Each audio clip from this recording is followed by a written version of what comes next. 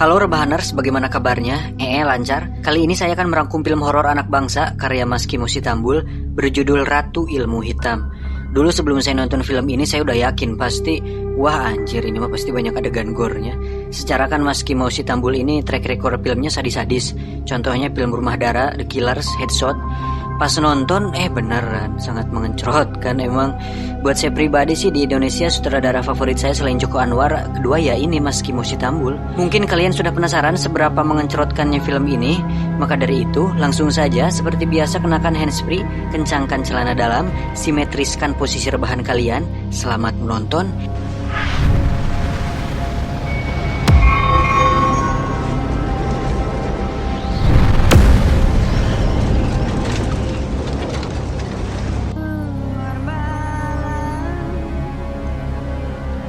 Film ini diawali dengan perjalanan sebuah keluarga yang sedang dalam perjalanan menuju ke sebuah panti asuhan yang terletak jauh dari perkotaan. Ada Hanif, Nadia, Dina, Sandi, dan Haki. Hanif ayah mereka dulunya tinggal di panti asuhan tersebut dan dibesarkan di sana. Tujuan mereka pergi ke panti asuhan tersebut adalah untuk menjenguk Pak Bandi yang merupakan pemilik sekaligus pengurus panti asuhan tersebut, karena beliau sedang sakit keras. Di tengah perjalanan, mobil mereka tanpa sengaja menabrak sesuatu.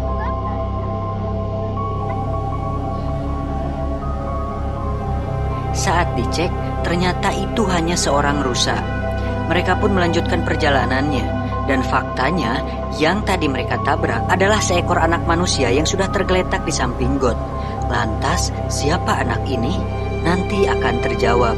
Lalu, dari mana uncal ini berasal? Entahlah, hanya Panji yang tahu. Singkat cerita, akhirnya mereka sampai di panti. Mereka pun disambut oleh pengurus panti tersebut. Ada Maman dan Siti. Mereka adalah pasangan suami istri. Tidak lama kemudian muncul teman-temannya Hanif. Ada Jeffrey dan Anton. Mereka juga dulunya adalah anak panti di sini. Dan ini adalah istri-istrinya.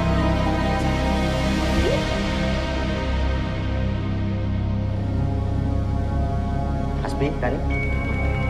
Sandi, Hasbi. Dan mereka adalah anak panti asuhan di sini, Rani dan Hasbi. Hanif bertanya, anak-anak panti lain kemana, Lur? Maman menjawab, anak-anak panti lain sedang berkarya wisata, Mas. Jadi di sini hanya tinggal Rani dan Hasbi. Kemudian Hanif, Jeffrey, dan Anton masuk ke ruang kamar Pak Bandi yang sedang terbaring sakit.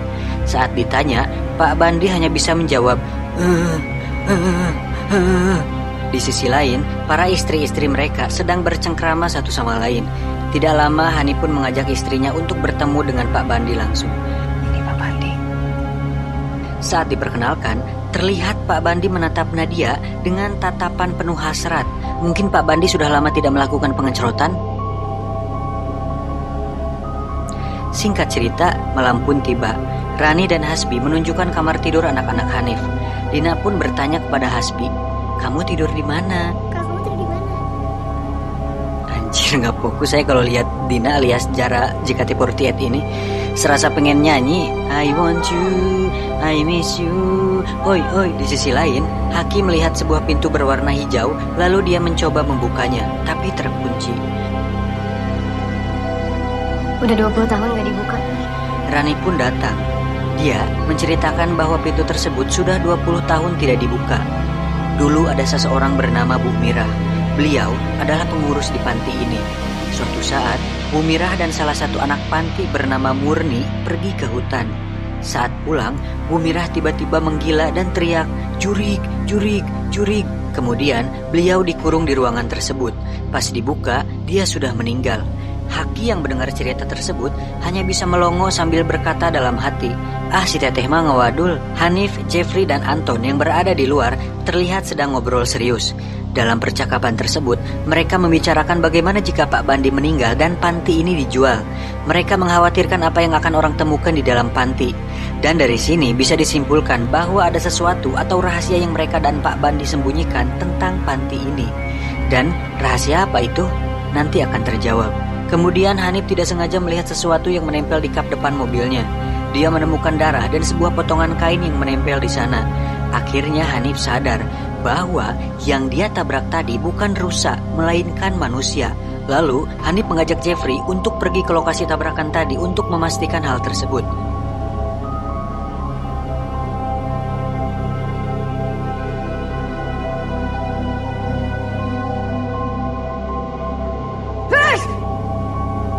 Dan alangkah kagetnya mereka saat menemukan seorang anak perempuan yang tergeletak di sana.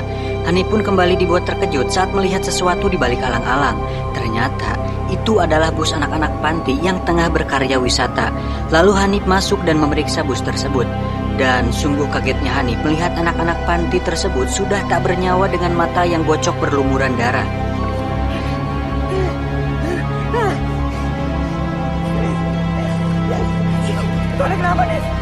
Di saat bersamaan, mereka semua yang ada di panti sedang makan malam bersama. Dalam adegan ini kita akan diberi clue bahwasannya istri Anton ini merupakan sosok wanita yang bersih dan gampang sekali alergi. Sehingga dia harus menggunakan hand sanitizer setiap saat. Pun istrinya Jeffrey ini, dia sangat terobsesi sekali untuk memiliki tubuh yang kurus dan ideal. Sehingga dia enggan untuk makan malam. Dan itu semua akan berkaitan dengan apa yang akan mereka alami nanti. Lihat. Ini udah oke kok. Selesai makan malam, Rani mengajak Haki untuk melihat rekaman-rekaman lama di panti asuhan tersebut. Di rekaman tersebut, dia melihat ayahnya waktu masih muda. Juga ada sosok Bu Mirah yang Rani ceritakan tadi. Terlihat kakinya pengkor sebelah. Kata Rani, dulu waktu Bu Mirah masih kecil, kakinya dipatahin sama orang tuanya. Di sisi lain, Hanif dan Jeffrey sudah tiba kembali di panti. Hanif lalu menyuruh Anton untuk melihat apa yang ada di kursi belakang.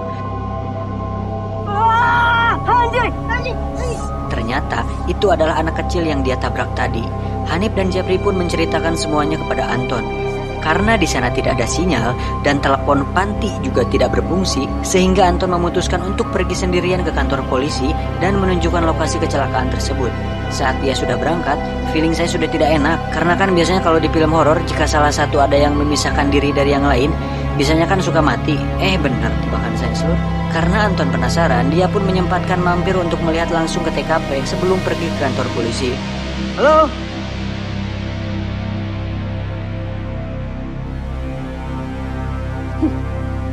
Dan saat dia masuk ke dalam, posisi anak-anak panti tersebut sudah dalam posisi berdiri mengarah ke belakang. Tiba-tiba, pintu bus tertutup dengan sendirinya. Dia juga melihat seseorang yang menyeramkan sedang berdiri di luar. Dan bisa dipastikan, itulah Ratu Ilmu Hitamnya. Saat Anton mundur, dia tidak sengaja menginjak sebutir telur dan isinya ternyata bukan anak dinosaurus tetapi serangga. Saat Anton berbalik, tiba-tiba dia dikagetkan saat melihat anak-anak tersebut sudah berbalik arah. Tidak cukup sampai situ, serangga tadi kemudian mengkerubuti tubuh Anton.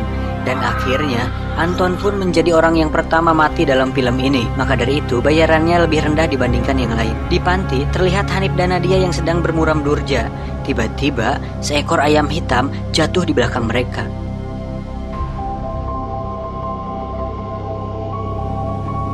Di kamar, Jeffrey dan istrinya terlihat sedang berdua saja. Sang istri yang sedang ingin terlihat merayu Jeffrey untuk melakukan pengencrotan singkat di sana. Namun, Jeffrey yang sedang banyak pikiran menolak keinginan istrinya. Kalau saya jadi si Jeffrey mungkin saya udah wow. Istrinya pun memutuskan untuk keluar kamar. Dia kemudian melihat buah dan pisau yang tergeletak di meja. Dia pun mengambilnya. Saat berada di depan cermin, terlihat hal yang mengejutkan, di mana dia terlihat gemuk dan berlemak di dalam cermin. Lalu dia pun memutuskan untuk menyayat lemak dan perutnya tersebut. Dan hasilnya perutnya menjadi lebih langsing. Karena temboloknya terlihat gemuk juga, dia pun memotongnya juga. Akhirnya dia pun terlihat lebih seksi dari sebelumnya. Namun faktanya,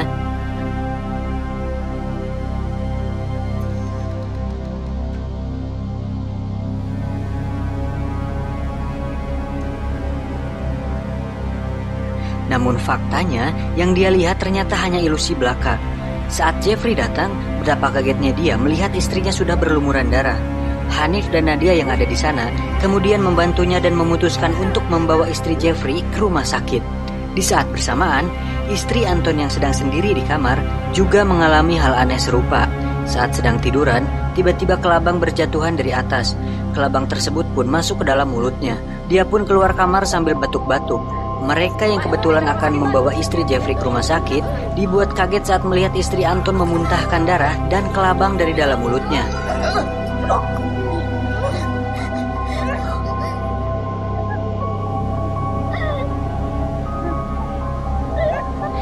Lantas, mereka pun memutuskan membawa istri Anton sekalian ke rumah sakit.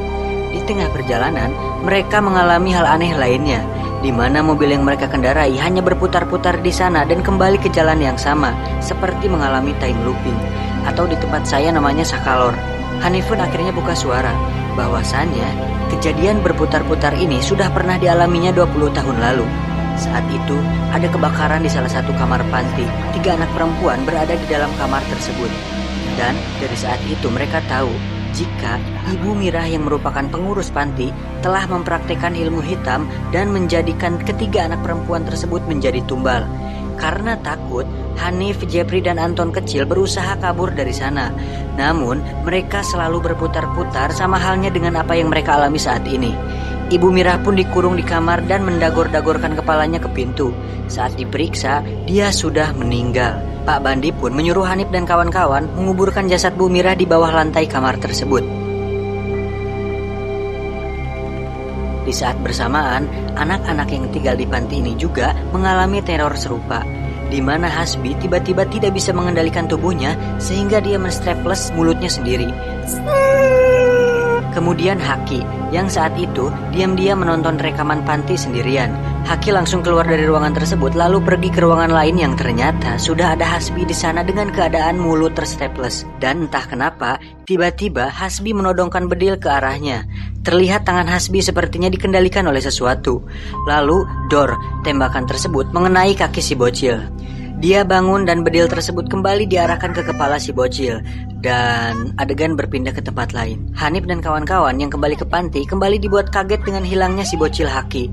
Mereka pun mencari ke setiap ruangan tapi tidak ketemu.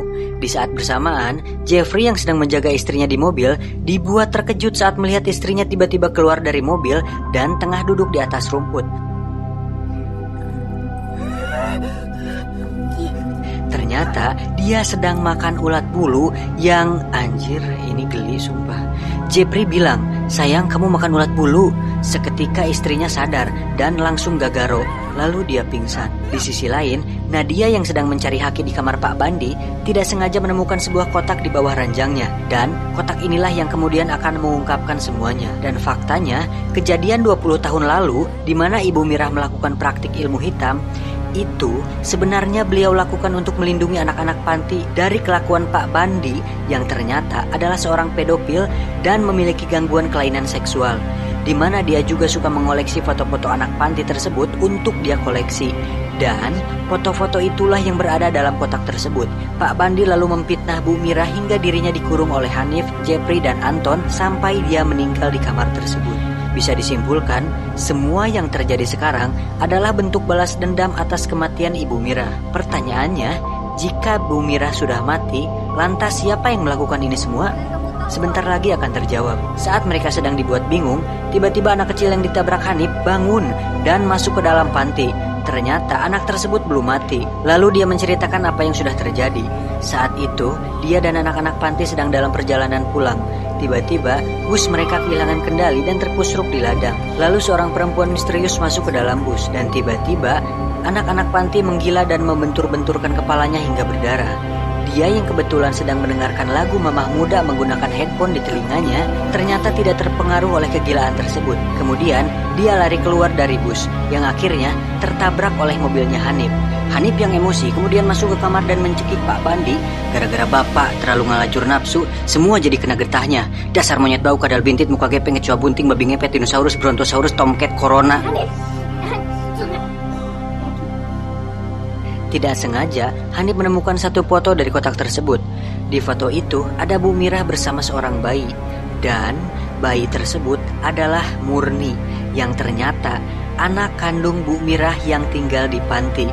Itu berarti yang melakukan ini semua adalah Murni, dan dialah ratu ilmu hitamnya. Ini Murni, teman kita juga, anak panti. Gimana sekarang? Hilang. Hasbi yang sudah tersadar membawa Haki yang tengah pingsan.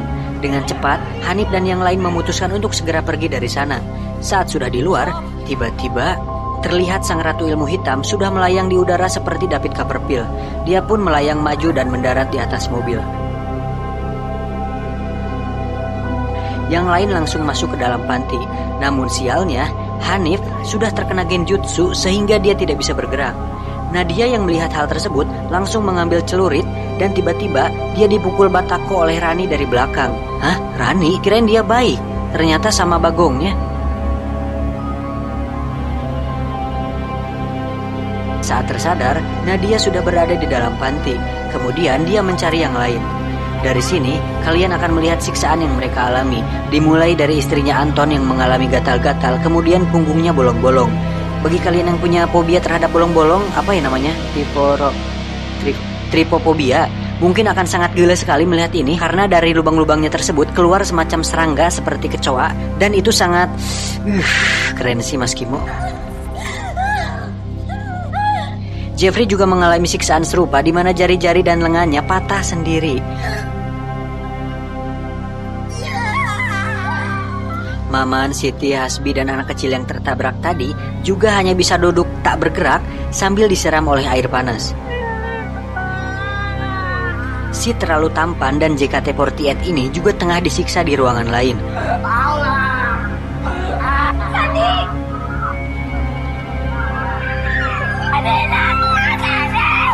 Terakhir, ada Hanif, Haki, dan Pak Bandi yang berada di ruangan lain. Nadia langsung menghampiri Hanif, dan saat akan ke si Haki, tiba-tiba dia terpelanting ke belakang.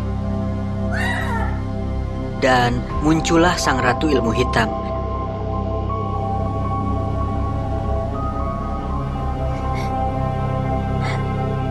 Di situ terjadi sedikit perdebatan kecil. Lalu dengan genjutsunya si ratu ilmu hitam ini memaksa Nadia untuk menebas leher si Hanif. Tapi tiba-tiba si bocil Haki menusuk sang ratu ilmu hitam dengan sebuah obeng yang dia ambil dari bengkelnya Pak Samsul. Seketika genjutsunya lepas, Nadia kemudian langsung menyerang dan menebas leher si ratu ilmu hitam sampai kepalanya terlepas. Namun bukan ratu ilmu hitam namanya jika dia tidak bisa bangkit lagi. Dengan Edo Tensei yang dia miliki, dia pun mengambil kepalanya dan seketika utuh lagi. Nadia pun dengan sigap langsung melemparkan sebuah lilin kepada si ratu ilmu hidung ini.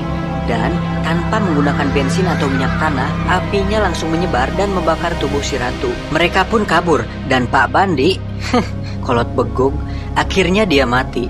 Esok harinya, mereka pun beraktivitas seperti biasa.